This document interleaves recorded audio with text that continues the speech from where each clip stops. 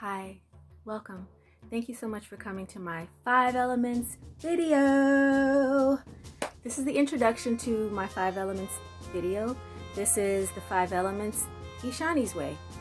I'm gonna do 5 videos and just build upon the last video.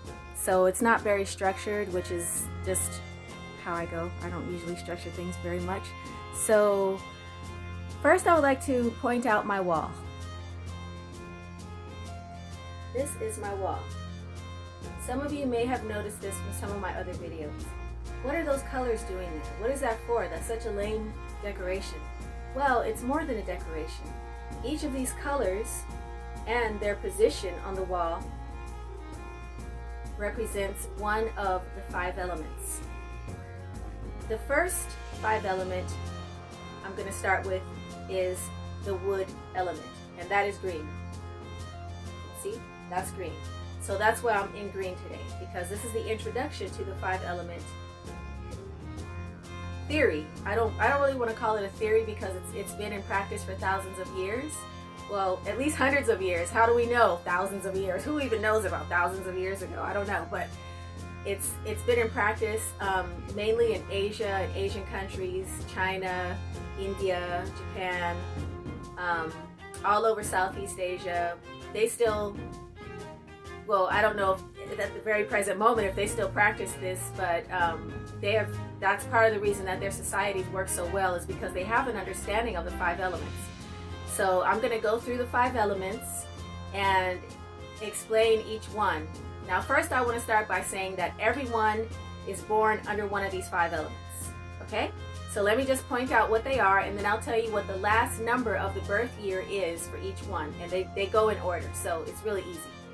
I'm going to say, okay, so I'll just tell you what it is. So the first one is green, and this represents the East, and the number for this one, if your birthday ends in a 4 or 5, you know, 74, 75, 84, 85, 94, 95, etc., then you belong to the wood tribe, okay? And your direction is east. The next one is going to be the fire tribe. This is the fire tribe. It's red. And for some reason, in Asian cultures, they demonize the fire tribe. If any of you are a fan of the Avatar series, which I think I've seen almost all the episodes of the Avatar cartoon and also the movies too, because I just love the Avatar series because they do represent the 5 elements, and they teach that to kids. And kids should learn about this because you can have more success in your life if you understand this. So the fire tribe is next, and their birthday ends in a 6 or 7, okay? And their direction is south, directly south. The next one is going to be the earth tribe, and that's the yellow one here. And the earth tribe can be one of 2 places, either in the center. Some systems have their earth in the center of the 5, or it can be southwest. I'm using it as southwest, and you'll see why later because of the map that I use. So if your birthday ends in an 8, or if your birth year ends in an 8 or 9, then you belong to the earth tribe, or the earth benders, as it were, in the Avatar series. Okay, so then the next one is going to be the mineral kingdom, or the metal benders that you would see in the Avatar series. If your birthday ends in a 0, your birth year, if it ends in a 0 or 1, then you're born under the mineral kingdom, okay? So 70, 71, 80, 81, 90, 91, okay? And then the last but not least is the water tribe, and this represents north. Oh yes, west is, mineral is west, okay? So north is water, that's the water tribe. And the north can be 2 different directions. It can either be north, or it can be center, because I'll show you why it can be center. The North Pole is actually in the center of the earth, and I'll show you that when we get to the map. But for these purposes, I'm just going to use that as north. So if your birthday ends in a 2, or if your birth year ends in a 2 or 3, then you are born under the water tribe, okay? So like I said, this isn't structured. I'm just kind of going with it. I wanted to introduce you to the colors and to the directions, so that you can identify your own birth year, or anyone else that you're interested in, maybe your family members or your spouse, boyfriend, girlfriend, children, whatever. All of this is going to be very relevant to you. So I'm loosely going to, just for a moment, talk about the Wood Tribe, because this is where we're starting. And the reason we're starting here at the Wood Tribe is because the Wood Tribe represents infancy. The Wood Tribe represents new beginnings, new births. It represents spring, which is the first season of the new year. So the Wood Tribe is first because it's infancy. When you're born into the world, you're born as an infant. You're not born as an adult. So we start there. That's why I'm starting there. Let's see, what else do I want to say about it?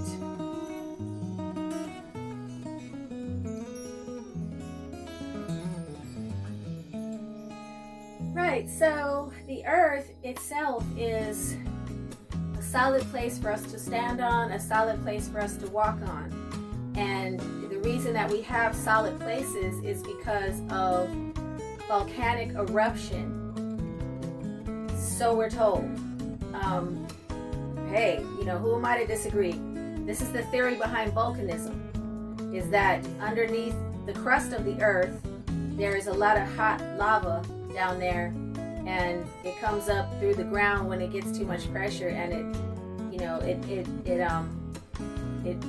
spews lava everywhere, and then that becomes solid ground, like volcanic islands and stuff like that. Like, the idea is that the whole earth is a big volcanic experience, and it could be. I don't know. There's a lot of interesting theories as to what the earth really is, and there are some ideas out there that the earth was a big tree at one point, and that the mountains that you see are really tree stumps, because there was just like a series of huge, enormous trees, and people and animals lived inside those trees. I know that sounds crazy, but this is my my fairy, green goddess fairy type philosophy about trees, that there may have been very huge, enormous trees that people actually lived in, like the Avatar movie with Tree Home, and how those people lived in that tree, and the military came, and decided to wipe everything out.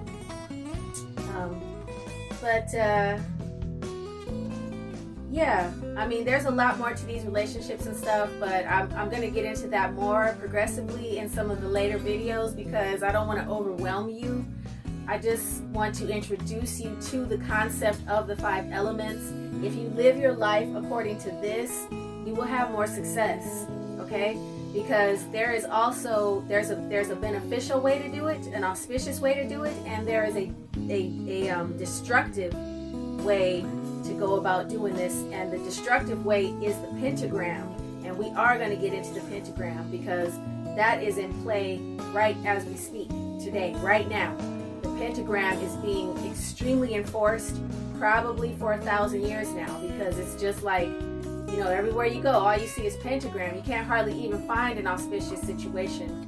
Us people. Now the elites, they're doing auspicious left and right, because they know about this. All right, this is not new knowledge. This is indigenous knowledge that human beings have had all along. Just like astronomy and astrology is common amongst human beings. Human beings have always known these things, so this is not new. But this is just part of the knowledge that has been kept from people, or that has been ridiculed or put down, so that we wouldn't understand it. So I think it's really important for us to reclaim our heritage and reclaim our intellectual property as human beings, because this knowledge belongs to us. It belongs to all people. It doesn't just belong to the elites. And we all have to, we should have the right to live our lives however we want. The ancients lived their lives this way, okay? Now, I'm not going to go on too long about it, but the Wood Tribe is auspicious with the Water Tribe and the Fire Tribe, and inauspicious with the Mineral Kingdom, and the Earth Tribe. Now, it's not that, it's not that these things are bad, okay? It's just that the Wood Tribe, it doesn't have the best fortune with those, because these are grand relationships. This is a grandchild, grandparent relationship. And if you think about it, it's great to be with your grandparents. I loved my grandmother when she was alive. I loved seeing my grandfather the couple times that I got to meet him. But them raising you is not the best. You know what I mean? Like, you need your parents. Children need their parents. You need parent-child relationships. It's the most nurturing, in sort of like in an appropriate way. And grandparents and elders have so much to offer as well. And so that's also important. But you could run into poverty issues or different stuff. If you're dealing with such an age difference, as an infant and an old person, or a child and an old person.